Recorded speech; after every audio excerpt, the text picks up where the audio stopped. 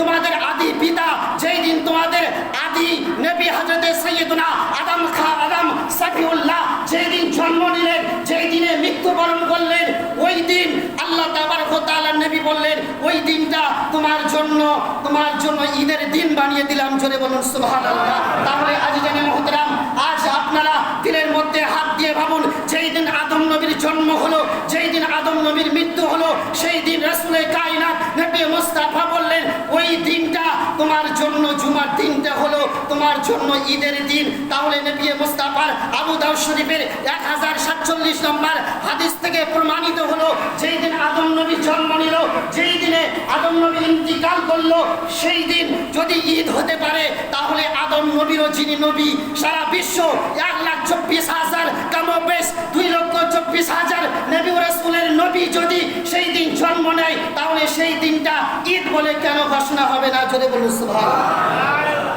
এইবার ওয়াহাবি দেওবন্দিরা কান খুলে অত্র এলাকার মধ্যে শুনে নিন, পারলে তাদেরকে গিয়ে বললেন, পূর্বে বলেছি হাদিসকে অস্বীকার করতে পারলে 10,000 টাকা আপনাদের পুরস্কার থাকবে।